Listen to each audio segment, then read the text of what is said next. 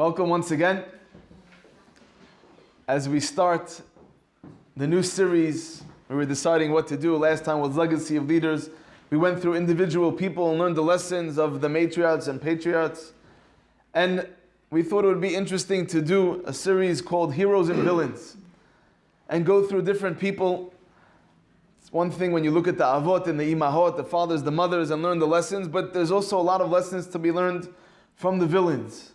Why they do what they do, whether it's a Pharoah, as we'll discuss today, Haman, Amalek, Mitzrayim, all the different, whether it's a nation or usually individual people, why they do what they do, how they ended up where they were, and how to combat that. So heroes and villains, we could take it many different ways.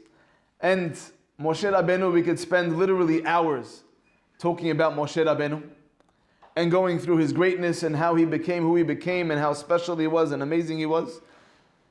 And I'm sure we've heard many classes like that. I gave a class like that last Wednesday morning to the ladies' shiur, all about Moshe Rabbeinu. But today I thought I would take an angle that's very different. The Rambam writes a letter to his son, Rabbi Avraham ben Rambam. And in the letter he writes something in passing that the commentaries picked up on and discuss at length. He says, Paro is the Yetzer Hara. You want to understand the Yetzer Hara? Look at Paro. Look at the tactics that Paro takes. Paro is the Yetzer Hara, and then we'll discuss how if Paro is the Yetzer Hara, his arch enemy, his nemesis. You got a hero and villain, you get nemesis. Nowadays, you never have someone, my nemesis. Right? If Paro is the villain, Moshe Rabbeinu is the hero, and therefore he has the messages and the tactics of the Yetzer HaTov, which we'll get to. Paro is the Yetzer Hara. So you look at the first time we're introduced. It says, Vayako melech hadash ha-Mitzrayim asher lo yada et Yosef. A new king takes over Egypt that didn't know Yosef, doesn't know Joseph. And there's a machloket, there's a disagreement amongst the rabbis. How could it be somebody doesn't know Yosef? Without Yosef, there is no world almost. Everybody would have died of hunger. Egypt is no way in the predicament that they're in if not for Yosef. Because of his genius, because of what he did, the wealth of the world is now in Mitzrayim. The wealth of the world is in Egypt. And that's gratitude and thanks to Yosef. So some say it was a new king, and of course he had heard of Yosef, but what's it got to do with him? He's a new king with new policies. Others say no. It was the same king, but it's as if he forgot Yosef. He disregarded everything that Yosef does, everything that Yosef did for the land of Egypt, and he makes his policies anyways, disregarding what Yosef does. Lesson number one of the Yetzer Hara, you don't have to have Hakarat HaTov. Basic, fundamental nature should be gratitude. Anybody who has children suddenly appreciates how much their parents did for them. And my father used to always tell my brother, he was not always the most well-behaved, I give you, I don't know if you want to call it a bracha or a kilala, I hope that your kids are just like you. Right? This way you'll appreciate, you'll understand, you'll realize what it means. When you have a child, you appreciate how much your parents have done for you. When you look through the tefillah and you understand what the prayers mean, you start to appreciate how amazing and how good Hashem is to us. The Yetzer Hara says, if people are going to have Hakarat HaTov, especially to Hashem, I'm out of business. They're going to pray, they're going to say thank you, they're going to get closer to Hashem. They're going to be appreciative, they're going to be kind. The Yetzer Hara doesn't want that. The Yetzer Hara wants us to be narcissistic and egotistical. It's all about me. You go through the character traits of the most amazing heroes we have in Judaism, and almost always one of the main, if not the main characteristic, being humble. It's not about me. Being a villain, it's all about you. You watch any good superhero movie or show, and they're always, you're like looking at them, and they have the good guy, and they're going to take over the world, and because of their arrogance, they seem to want to tell everybody all their plans, how they're going to take over the world, how they're going to win, how they're going to steal, what they're going to do, because of their arrogance. And all I need to do, and I had this, and I did this, that narcissism is often what leads to the downfall. of the villain. If somebody has hakarat tov, they have gratitude, then it's not about them. Wow, look at what they did for me. They're starting to think not only about you. A little child, a baby, it's all about them. As you mature, you're supposed to start thinking of others, about the community. Paro, first lesson of the Yetzer Hara. Asher lo yadat Yosef. I don't have to have gratitude. That was 150 years ago. What's it got to do with now? Now we have a different problem. But they did so much. Without him, you don't have what you have. That's irrelevant. You're not who you are without, it's got nothing to do with me. I deal with the here and the now. Anybody who likes sports will tell you, you have a coach, you have a manager of a team. 2 years ago, you won the championships, but this year you had a terrible record. What are they going to do? You fire him. I don't care what you did for me in the past. Habibi, we worry about now. Now we had a bad record, we got to get rid of you, got a new coach, got a new manager. There is no hakarat atov. Paro, lesson number 1 of the Yetzer Hara, it's about you. Don't worry about anybody else. You got to take care of yourself. And I mentioned to the ladies last week, and I was talking about the greatness of Moshe Rabbeinu. How Yigdal Moshe, what does it mean to be a gadol, to be great? He goes out to his brothers.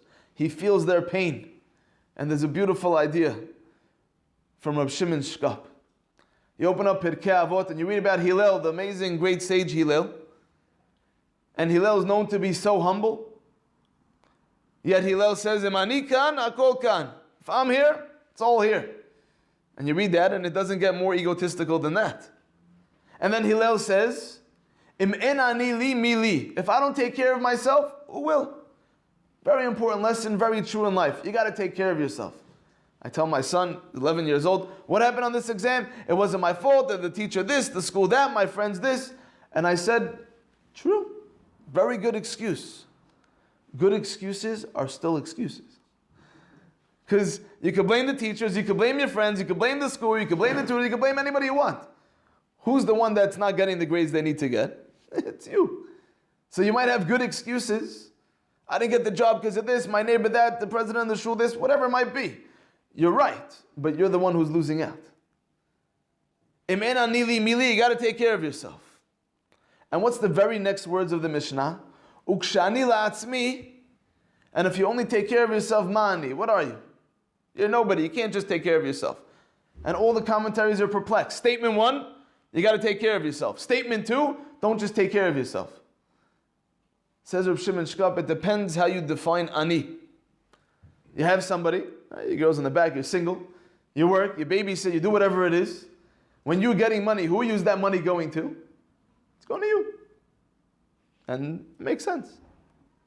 Be'ezat Hashem, you get married, you have a spouse, you have kids. When you say, I need to go to work, who's your I? Your ani expands to you, your spouse, and your kids. You have the rabbi of a shul. He says ani. Who is the ani? It's not just him and his wife and his kids. It's him, his wife, his kids, in the community. And every once in a while you meet people that their ani is the Jewish world. Says Hillel, Im en ani li mi li. If I don't take care of myself, who will? Uksha ani la'atzmi. But if your ani is only atzmi, is only me, is only you, me, myself, and I, mani, what are you? You need to redefine your ani and expand it to include not just you, but the world. Paro says, you worry about yourself. No gratitude. Asher lo yadat Yosef. And then what does Paro say? Vayomer el amo. He says to his people, Hine am b'nei Yisrael rav v'atzum imenu. They're very many, and they're very strong. The Yetzer Hara understands that when you have a group, when people are united, they can do anything. So what does he want to do? He wants to separate the group. So often, you have groups of boys or groups of girls, and they've grown together. What helped them grow individually? Very rarely will you see someone who's not necessarily religious, and then they by themselves single-handedly, it happens, and it's amazing. But it's much easier and much more common. They were part of that crew. She was in that crew. They were in this group that slowly but surely grew together. Because when you have a chabura, when you have a group that you're growing with, that you're learning with, that you're working with, that you're doing chesed with, each person brings up the other one. Paro says, Am b'nei Yisrael rav v'atzum mimenu. They're many, they're rav v'atzum, and that's what gives them their strength. Yetzer Hara says we got to break them up. We got to make sure that we stop them from multiplying, from being too many. We have to understand, no. Find the right people. As the Mishnah in Pirkei Avot says, Kneh lecha chaver. Buy for yourself a friend. What does it mean, buy for yourself a friend? The same way when you're buying a house, you do a lot of research. When you're buying a car, you do some research. It can't just be, most people, why is this person your friend? We grew up next door to each other. We were in school together. And that's nice. But you almost didn't pick that person to be your friend. It was just, the circumstances. The Mishnah is telling you, when you're mature and you get older, of course, be friends with the neighbors, be friends with the people on the bus, be friends with the people in your school, of course. But Kneh lecha chaver, pick out people and say, you know what? She's an amazing person. I got to find a way to be friends with her. I'll invite her over for lunch. I'll take her out. He's a great guy. I'll get tickets to the game and I'll invite him. Say I have an extra ticket. Kneh lecha chaver, do research and say I want to buy this person as a friend. Sometimes it costs money. And sometimes it takes investigation. Who's going to be the right type of person? But when you have that right group of people that you want to be with, make sure you find a way to stay with them and grow with them. Paro says, the Yetzer Hara says, I see a group, there's many of them, there's no way I can get them. They're too strong if they have a group of people that are growing, that are learning, that are working, that are doing chesed. We have to understand that's how it works. Is it possible by yourself? It's possible, but it's so much harder. When you have people to go to the shiur with, to go volunteer and help gift or kisharon or whatever it might be, you have people to go with, it's that much easier to do. We could spend an hour on each one, but there's about 15 different things I want to get through. So, the next lesson, next pasuk. Hava nitchakema lo. Let's outsmart them. The Jewish people, they're minding their own business being good Egyptian citizens. What's Paro, what's the Yetzer Hara planning? You think you're good? I'm planning against you. You have no idea that the Yetzer Hara right now is planning. How can I take him down? How can I take her down? How can I make it that they sin? Paro is planning, everything's good. There's no problems. The Yetzer Hara is planning against you. Plotting a way to get you, to make you trip up. You have to make sure, I'm not going to go for it. You have to make sure that you understand he's plotting. And I always have to be on the defensive. I always have to be ready. Certain great people, they're always ready, no matter what the situation is. They say about Rav Nosson Wachvogel, who was the mashgiach in Lakewood Yeshiva, even when it would rain, if he wasn't going for a long walk, he wouldn't, where's your umbrella? And he used to say, soldiers don't carry umbrellas. They carry guns. I'm a soldier in Hashem's army. That's how he would remind himself. I'm a soldier. Soldiers always need to be ready. That was his mentality. I'm always ready. No matter what the situation is, I'm ready. He understood the Yetzer Hara is planning to try and get me. How am I going to make sure that I don't fall for his tricks? Havan etchake malo. He's not just trying to obviously get me. I need to outsmart him. How does Paro get the Jewish people to work for him? So the Midrash tells us. Right? Anybody know? How did they get them to work for them? How did they decide how much each person's quota needs to be? We have an amazing community project. And Paro himself comes out and he starts building. You see the king is building. There's a community project. You get involved. We're going to build a beautiful pyramid or whatever it might have been. A nice big building. And they get excited. This is going to be a community center. This is going to be something for the whole land of Egypt to benefit from. And the Jewish people say, amazing. The Yetzer Hara tries to convince you what you're about to do is helping you. Yeah, you're with the Yetzer Hara, but really you're benefiting. You're going to gain from this. It's very easy to convince yourself of stuff. I like sports. I grew up, I like sports. So sometimes I'll be reading an article, watching the game, and I'm like, Levi, come on, Moshe, what are you doing over here? It's a waste of time. You could be learning. And then I tell myself, you know what? I could be doing worse stuff. It's okay. It's not such a big deal. You convince yourself it's okay. And then you tell yourself, you know what? If I'm a rabbi who knows sports, that's pretty cool. That's impressive. It's a mitzvah if I watch the game. Right? You can convince yourself of anything. The Yetzer Hara is always trying to convince you. and outsmart you and convince you and show you this is benefit, this is good, you should be doing this. It's important for you to go over there, to watch that, to say that. Don't fall for the Yetzer Hara's tricks. Very important lesson. Paro, he wanted to make the Jewish people be depressed. He wants to mess with their head. The Yetzer Hara likes to mess with your head. How do we know Paro wanted to mess with their head? Paro did not care about productivity. How do we know this? Where are they building their buildings? Pitom and Ramses. Our rabbis tell us, where were Pitom and Ramses? Quicksand. You'd build a building, you feel very good about yourself. Woo, 10-story building, look at what we did. You come back the next day, it's only 8 stories. There's no entrance. The door's gone. It's in the ground. How are we supposed to get in? And you feel demoralized. The Jewish people at the end of Parashat Shemot, Paro says, go find your own straw. Surely it would have made more sense to say, instead of 1 building per day, I want 2 from this group. But Paro doesn't care about productivity. He just wants to mess with their heads. Because if you're messing with their heads, it used to be you had 1 building, you worked from 9 a.m. till 5 p.m. Now I want 2 buildings, you work from 4 in the morning till 10 o'clock at night. But the rest of the time you can relax and sleep. But if you need to get your own straw, what happens? Can you sleep at night? No. What are you thinking about the whole time? Where am I going to get the straw from? Where am I going to get the straw from? Paro wants to mess with their heads. I told them a story last week. This doesn't paint me in the nicest light, but it proves the point. My brother-in-law was 12 years old, and my son was 2 years old. And every few minutes, my son, who's 2 years old, comes crying, Uncle David. And I'm like, come on, dude, he's 2 years old, leave him alone. Yeah, and I'm sure that he deserved it a little bit, but he's a 2-year-old, so he went, he started, he took, and he comes back crying, and I'm like, please leave him alone. And a few minutes later, he comes back, I'm like, if you don't leave him alone, I'm going to have to get you. And he comes back crying, I'm like, that's it, now you're done. He's like, no, don't beat me up. I said, I'm not going to beat you up. He said, what are you going to do? I'm like, at some point this week, avocado. He had this massive phobia, he used to nosh him out. Avocado. So, I said, at some point this week, avocado. And he's like, what do you mean? I'm like, you'll be eating your cereal, and suddenly at the bottom, avocado. You're going to go play baseball, stick your hand in the glove, pull it out, avocado. You go to sleep, you put your head on the pillow, you put your hand underneath, avocado. He's like, no, just beat me up. I'm like, nope. And the whole week, anytime he was doing anything, I'm like, oh, you're gonna go play basketball and put on your sneakers. He's like, what'd you do? I'm not gonna go. I'm gonna buy new sneakers. I'm not gonna touch the ball. Did you touch the ball? I'm like, oh, you're going to sleep. You're gonna put on your pajamas, brush your teeth, have fun.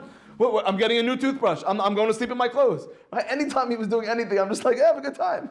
And he was going crazy. And after a few days, my father was like, what'd you do to him? I'm like, nothing. He's like, whatever you're doing, please stop. I never saw him go so crazy.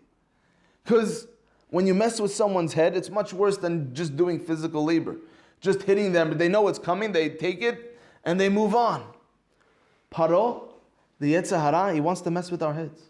Because if you have time to stop and think, you can accomplish, you can reassess. You can say, I need to improve in this, I did this better, I did this worse, I need to... Paro says, if they don't have a second to think, then I know I can win. We live in a world, today's day and age, do you have a second to think? No. Used to be, maybe in the shower. Unless your phone is waterproof. Used to be, you're walking down the street, you have time to think. Used to be, you sat down for a few minutes, and you can stop and think. But nowadays, myself included, what do you have? You're just sitting there in bed. You don't think, you're scrolling. You're going down. You're checking out. And most of the time, you're checking out stuff that's totally irrelevant because you're not going to go to this country that has a special deal with cheap tickets. Yeah, it's not even in your agenda. You can't afford to fly there. But it's good to know that there's a deal. Yeah, and you're checking, and there's a sale here and there. We're so busy, we don't have a second. That is the Yetzer Hara. When technology came out, all the rabbis went crazy. Used to be, you went to learn, and you went into the Bet Midrash. Nowadays, you see most people during shul, during the week, and every few seconds they're reaching their hand into their phone, into their pocket, taking out their phone. The Yetzer Hara wants to make sure you don't have a second to think. When you pray, when you learn, you can't even do that properly. I went to the barber a couple of years ago, and he got new capes. You sit down, what was new about the cape? It was the regular cape, but in the middle was a clear box. Yeah? Your barber has this? It's a clear box. Why? Yeah, I think they all have it now. I go to the one over here, Giorgio's. Right, what happens? You can't sit for a haircut for 15, 20 minutes without going on your phone.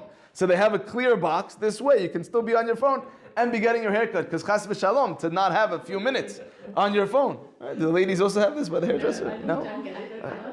The ladies haven't had it. That's what the men have. I don't know what the ladies have. Yeah? Because how could you? You can't even have you can't even have a haircut and talk to the barber without being on your phone. That's the Yetzer Hara. I don't want to give you a second. I'm not saying technology is the Yetzer Hara. I'm saying the Yetzer Hara's tactic is they don't give you a second to stop and think. Paro wants to mess with your head that you can't even sleep. You can't even think about anything other than what he wants you to think about. That's the tactics of the Yetzer Hara. The Yetzer Hara also, he wants to make sure, if I'm going to get you, where do I start? This week's parasha. What does Paro say? Moshe Rabbeinu says, we got to go. Paro says, mi va mi aholechim. Who's going? What does Moshe Rabbeinu say? First and foremost, bin arenu nelech. Bivanenu v'notenu, it's the youth. Bizkenenu, you got to have the elders. You can't just have the young. We need to learn from the experiences of those that are older. And what does Paro say? No, l'chuna gvarim. I'm not letting the kids go. I'm not letting the elders go. The men can go, the middle-aged men. I'm not letting the kids go. Why does Paro say that? Because he understands. What's the future? The future is the children. That's where the focus needs to be. Those that have thriving communities, you look back 30 years ago, they put a lot of focus and a lot of times a lot of funds into the youth. So if you put funds into the youth and we're excited for shul and for Torah and for classes and mishnayot, etc., then you have a growing community. But if they said, I was one time in a shul and they said to the rabbi, we should have a youth service, we should do something for the kids. And the rabbi said, we don't do such things. In Morocco, in Yemen, in Aden, in Iraq, in India, there was no youth service. We don't need it. There's no future to that shul. Because they didn't focus on the youth.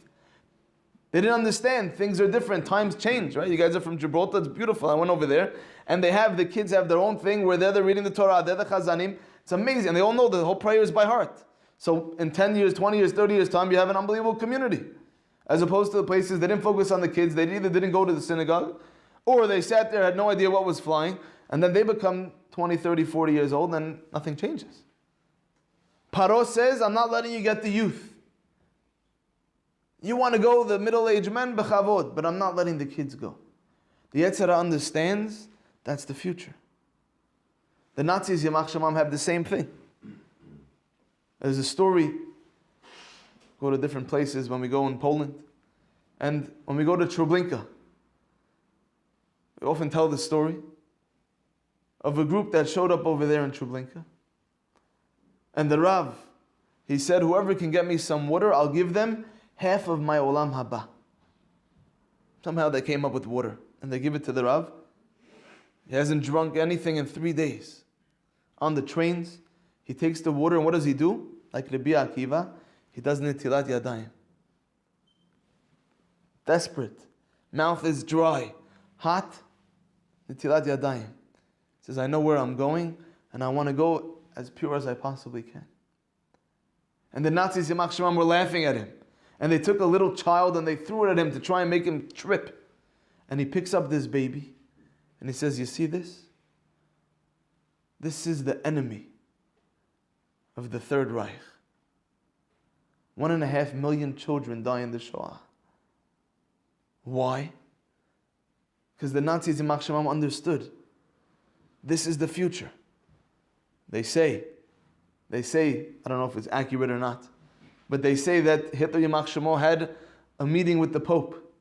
And the Pope said to him, again, I don't know if this is true, but I've heard it a few different times, said, leave me a few Jews. The kids, leave me a few kids. And Hitler Yamach Shemo says, why? Why need a few kids? He says, because the prophecy tells us in Christian ideology, when Yoshki resurrects, He's going to be able to convert the infidels. Said the Pope, we need a few infidels for Jesus to convert. And Hitler says, I'm very sorry, I can't do it. Even if one Jewish child survives, I haven't done my job, and it can spread. Even one Jewish child, I won't let him live. That was their enemy. The children, because they understood that's the future. And they have ingrained in them, we have ingrained in us as Jews, the DNA of the Avot, as we mentioned last series. The Yetzer Hara says, all right, you want to go learn, you're 40, 50, 60, fine. As long as they don't get the kids. I'll make sure I get the youth. I'll have all these different games and apps and things and that, and they'll be too distracted. They won't know what it means to sit and learn. They won't even have an attention span of more than a minute to be able to sit and learn. Shimon will tell you, we're trying to create a new series, Why Do? And we're trying to fit it into a minute. As a rabbi, it's very hard to fit anything into 1 minute. Yeah? 1 minute videos. Especially Instagram, you can do 1 minute. Trying to fit it in 1 minute. No, we did like 20 takes of 1 minute and we still didn't get it. Maybe it's my fault. I'm trying to say too much. Yeah? And I speak pretty quick. But the Yetzer Hara says, I'll get them so busy, the youth. They don't know what it means. And they'll be addicted to their phones. They'll be addicted to their iPads. They'll be addicted that they can't even keep Shabbat. Because as long as that thing is flashing, they have to check what it is. I was in a school one time, they said, can you come speak to the kids? We understand that a lot of the children are texting on Shabbat. I said to them, am I the only speaker? They said, no, there's another rabbi. I said, okay. I got up and I spoke about addiction. I said, if you had a bunch of people coming to the rabbi saying, Rabbi, I have to smoke on Shabbat, I can't control myself. Would the rabbi only talk about the importance of Shabbat? He would also talk about addiction. I said, in my opinion, I know there's going to be another rabbi, he's going to talk about Shabbat. So I'm talking about the other element. In my opinion, a big part of it is addiction. It's not that they don't care about Shabbat or understand the importance of Shabbat. They're addicted to your phones. The Yetzer Hara says, I'll get you addicted, I'll keep you busy, you won't have a second. And especially the youth. Nowadays, every little kid, my son's 1.5, he's swiping, he's disabling the phone every 2 seconds, he doesn't know the password. Even years ago, my son, when he was 1.5, sitting on the airplane, and the half hour and the person in front of me turns around and he says, look, I know it's not easy to fly with a little child on your lap, but can you please have him stop kicking me? And I said, I'm really sorry, I'm trying. He's not kicking you.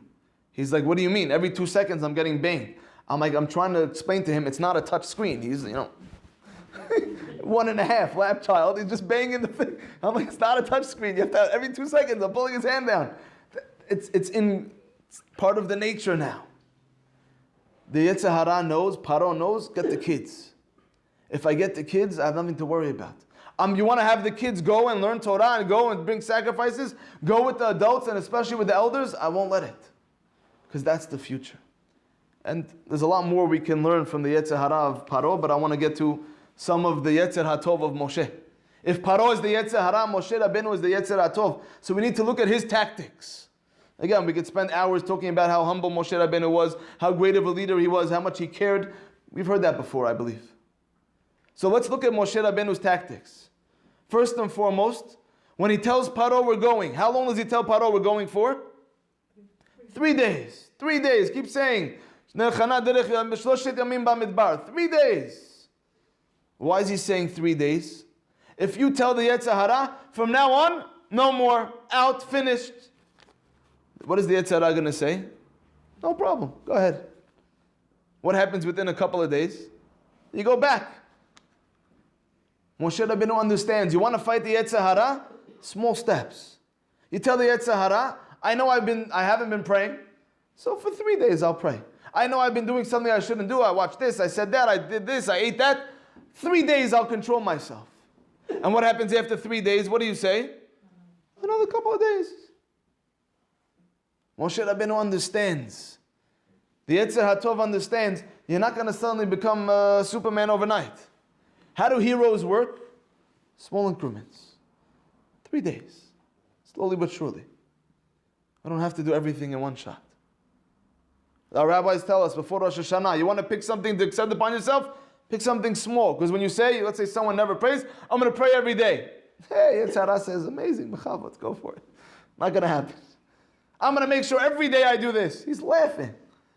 If you say once a week and you book it into the calendar, that might happen. Moshe Rabbeinu says, tactic number 1 of the Yetzer HaTov, Shloshet yamim bamidbar. 3 days. And not just that, bamidbar, where there's no distractions, and there's no service, and there's nothing to try and get in my way. We got to go in the desert 3 days. And then we'll take it from there. Another important tactic of the Yetzer HaTov, as we see in the beginning of next week's parasha. Vahi b'shalach Paro ta'am. They finally get away from the Paro, from the Yetzer Hara. V'lo nacham Elohim derech eretz Pelishtim. Hashem doesn't take them their way, the easier way. He takes them more roundabout. Why? Ki karovhu. Because it's close. Ki omar. Right? Because you might say, Penterena milchama, you'll see a war. You were able to defeat. You will pick someone who has a gambling addiction. And they finally control themselves. What do you make sure never to do? You make sure never to walk by the casino. Why? Penterena milchama, you'll see a fight with the Yetzer Hara and the Yetzer HaTov, and then you'll end up giving back in. So what do? You make sure that you never go back to that area. Someone who has certain addictions, you put a filter on your phone. You make sure that you never go in and have a drink. You make sure you don't even go. Your friend says, I'm going out, let's grab one drink. No. I had a student one time. And I was teaching in Eretz Yisrael. I was just married. I made a deal with the rabbi. I can teach 3 times a week. The other night I needed off. I needed a shalom bayit. That's my date night. I was only married 5 months. I says, okay, for you. Don't tell anybody else. Yeah? And I used to learn with one boy. And that boy one night had a wedding of his cousin. And there was another boy that his chavruta, who was a rabbi, wasn't there. So I said to him, Yalla, let's learn. And we learned. It was amazing. I still remember what we learned till today. Gemara Kiddushin, second perek, Tosafot. And for an hour and a half, no distractions, no talking, we did Tosafot. And we finished, hour and a half, we were only supposed to learn for an hour, we closed the Gemara. He says, oh, it's so good to learn again. And I said, again? What do you mean again? He says, I'll tell you, Rabbi. I might not look it now, but I was actually in yeshiva for a year, 2 years ago. I said, really? When you were 16? He's like, yeah. The boy from London, he finished his GCSEs. And he said, I'm going to go to yeshiva. He said, I went to yeshiva, it was amazing. I was flying. Pesach, I didn't even want to come home. I stayed in Israel, I was learning amazing. And then came this summer, my mom says, we haven't seen you in a long time, you got to come home. And I didn't tell any of my friends that I was coming home. Because I know if I come home, they're going to invite me, and I'm not going to be able to control myself. For the first 2 weeks, it went from my house to the shul. And that was it. And I learned. Came home, maybe I watched some videos, but I didn't even tell my friends I was back. And then one time, as I was walking out of my house, my neighbor saw me, said, oh, you're back, I can't believe it. I'm going to tell my son, your good friend. But then a few minutes, I get a phone call. Let's say the guy's name was Chaim. Yeah, wasn't his name. Chaim, can't believe you're back in town. Yeah. He says, you don't understand. Tonight, Jojo's birthday party. We got the limo, we got the goods, we got the drinks, we got the day. You got to come. He says, I don't want to go. What am I supposed to do? So I told him the truth. I said, look, when I left Israel, I made a promise. I'm not going to go into any clubs. I love Jojo. I can't go clubbing. Can't do it. I hang up the phone. Says a half hour later, I get a phone call. Chaim, we changed everything for you. No more clubbing. We're going to the pub. We're going to have some drinks. We still got the limo and we got the goods and the party. We changed everything for you. Now he's stuck. They changed everything for him. So what does he say? One drink. One drink, happy birthday. I'm not going to be there more than 10 minutes. One drink. They said, no problem, Chaim. One drink. Come for 10 minutes. He looks at me. He says, one drink turned into 2, turned into 5, turned into 10. He says, turned into 2 years of non-stop. He says to me, the hardest drugs you ever imagined. And I was a DJ and I was this and I was that. You can't even begin to imagine. Yeah, he says, it's so good to learn again. What was the problem? He broke the addiction, if you will, but then he got sucked back in. What does Moshe Rabbeinu understand? What does Hashem say? I'm not going to take you derech eretz Pelishtim. Ki karovu. You're too close. It's too hard. You just left Egypt. You've been worshiping idols for all these years. I'm not going to let you go close. Penterena milchama. You might see war, fight with the Yetzer Hara, Yetzer HaTov, and you're out.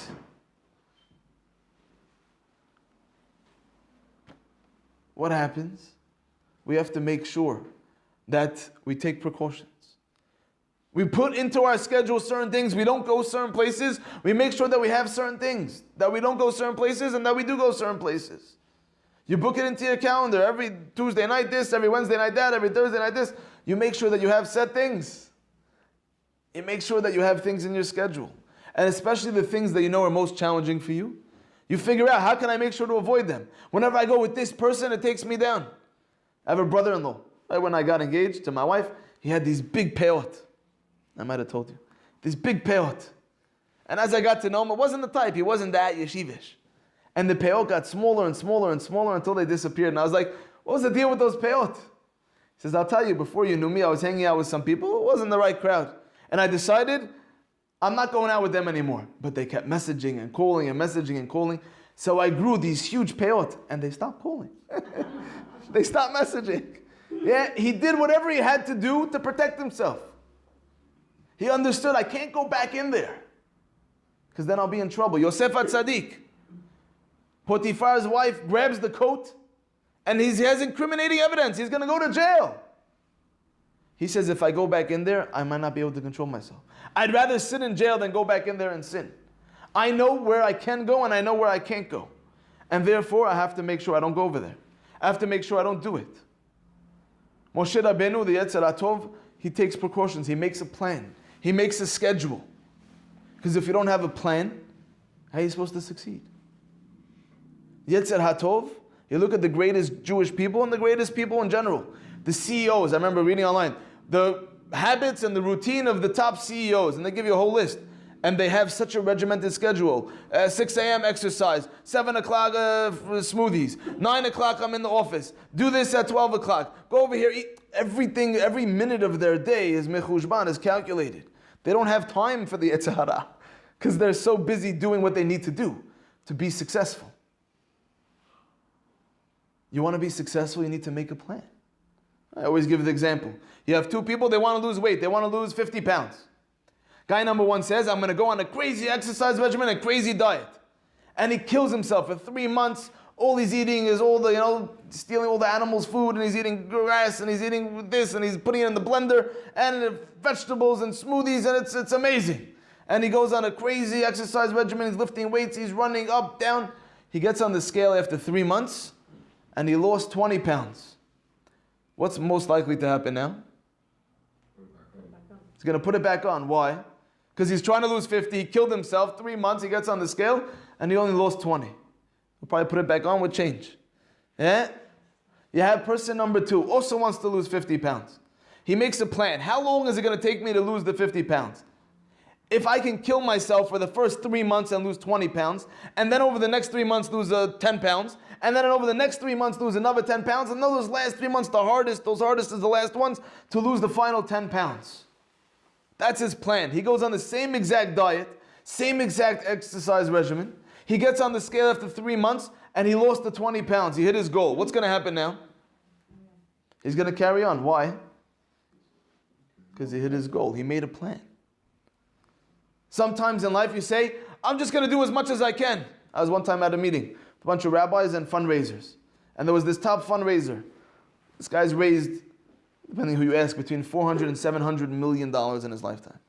So he picked one guy. He was trying to teach an important lesson. He says, what do you do? The guy says, I'm a fundraiser as well. How much money do you plan on raising? He says, as much as I can. Wrong answer.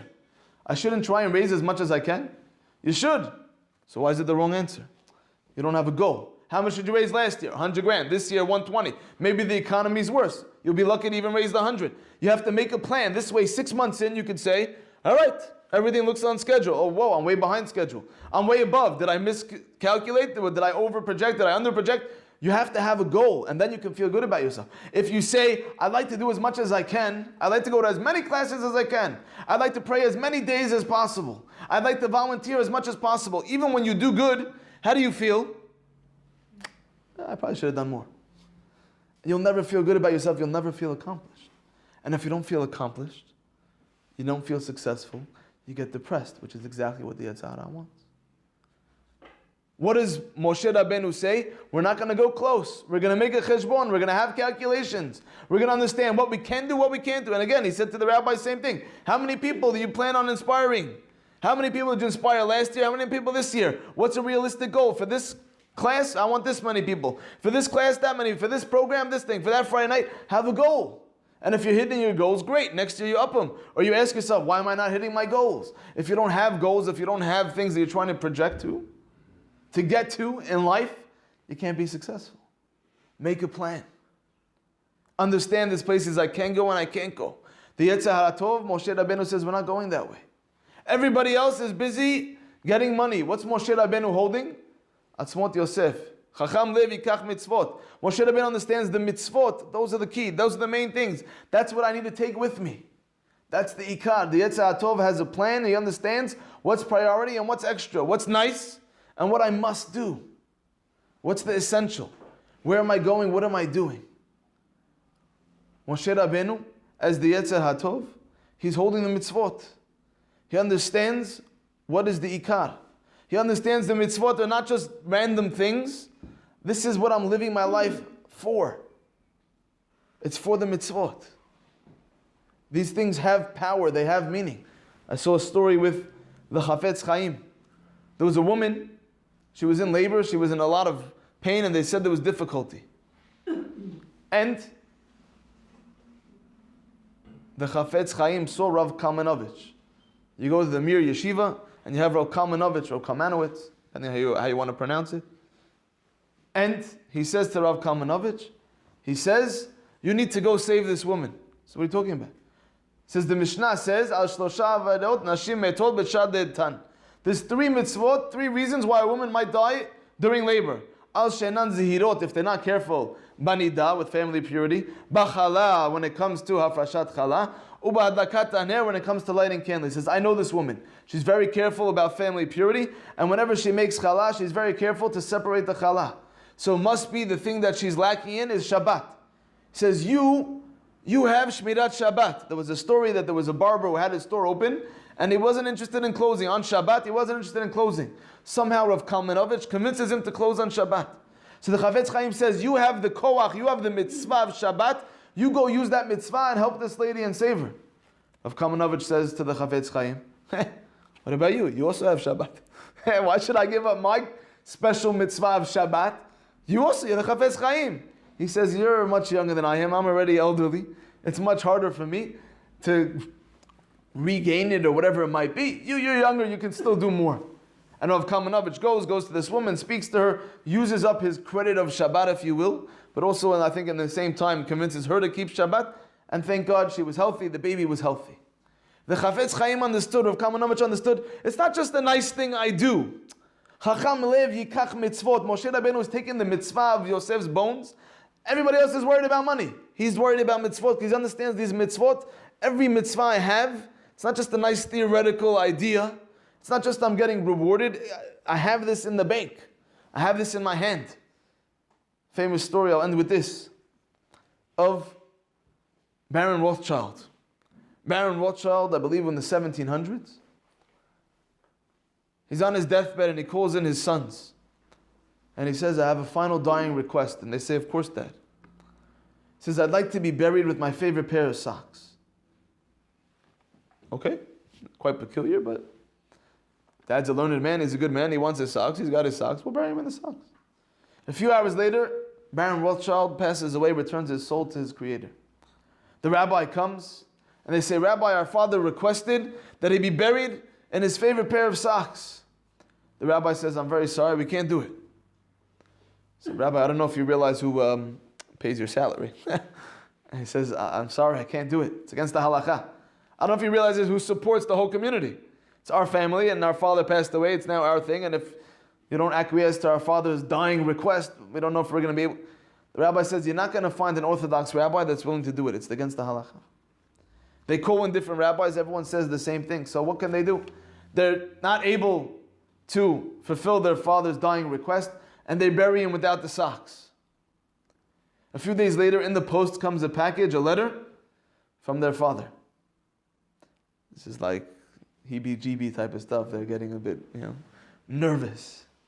They open up the letter and it says, to my dear children, by now you probably realized that I cannot be buried even with just a simple pair of socks. I did this to teach you a fundamental lesson. In life, as much as you think you have, you can't take anything with you except for your good actions and good deeds. Kilo b'moto yikach hakol. By the house of an Avel, they read the Mizmor and they say, Kilo b'moto yikach hakol. With his death, you can't take it with you. What's the one thing you take with you? Your mitzvot. Moshe Rabbeinu, the Yetzer HaTov, understands. Everybody else is running around worried about money. Everybody else, the Jewish people are told, borrow from your friends, go get money. Mitzvah to go get money, I'm in. They're running around, but Moshe Rabbeinu, Yetzer HaTov, understands. Everybody else, they're not doing anything bad. That's also good to go get money. But for me, what is the main thing? Mitzvot. That was Moshe Rabbeinu's money. The Gemara Makot says, Ohev kesef lo yispa kesef. The Mishlei, I believe it's in Mishlei, it says, someone who loves money will never be satisfied. And we all know people, no matter how much money they have, they always want more. Says the Gemara Makot, who is the one who loves money that never has enough money? Zu Moshe Rabbeinu. And you're like, Moshe Rabbeinu? What are you talking about? He's the one guy who doesn't love money. He's the one guy, and they say exactly. Because what is it? It's the mitzvot. The Gemara Makot is talking about setting up the Arei Miklat. Moshe Rabbeinu sets up the 3 cities of refuge, even though they're not going to be used for another 14 years, because you needed the ones in Israel to be set up, and then they will work the ones that Moshe Rabbeinu sets up in the Yarden and the Jordan area. Why does he do it if they're not going to work for another 14 years? Because he loves mitzvot. He understood these are not just nice things.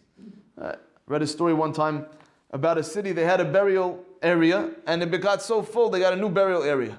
The first person that's meant to be buried in this area, they come, and the grave's been dug out. And they start asking, does anybody know who did this? Nobody's coming forward. Hundreds of people, if you know, is anyone that you did?